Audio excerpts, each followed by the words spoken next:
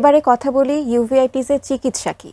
ইউভিআইটিসের চিকিৎসা আমরা আসলে নির্ধারণ করি প্রথমে বিভিন্ন পরীক্ষা নিরীক্ষা, চোখের পরীক্ষা, চোখের কোন অংশটিতে আসলে ইউভিআইটিস হয়েছে এবং কি কারণে ইউভিআইটিস হয়েছে তার উপরে।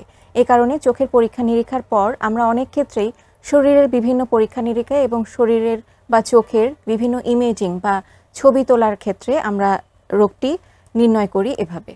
এখন তারপরে যখন আমাদের ডায়াগনোসিসটা হয়ে যায় তারপরে আমরা শুরু করি চোখের চিকিৎসা।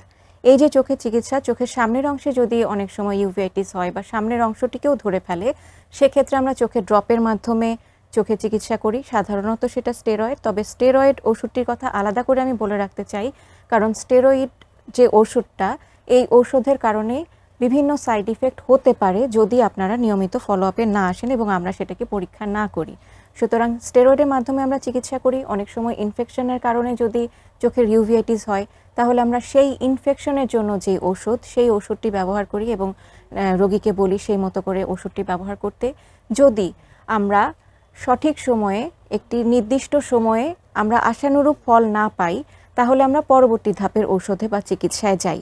সেক্ষেত্রে বিশেষভাবে বলা হয় যে ইমিউনোমডুলেটরি থেরাপি, সেই ওষুধগুলোর বিশেষ ধরনের কিছু ওষুধ আছে, সেই ওষুধগুলো ব্যবহার করি। যদি তারপরও না হয় তাহলে আমরা পরবর্তী ধাপের বা বায়োলজিক্স ওষুধ ব্যবহার করি। অনেক ক্ষেত্রে চোখে ইনজেকশন ব্যবহার করা হয়, সেটি আমরা বুঝে যদি আমাদের দরকার মনে হয় এবং পরিস্থিতি বুঝে আমরা সেই চিকিৎসাটি করি।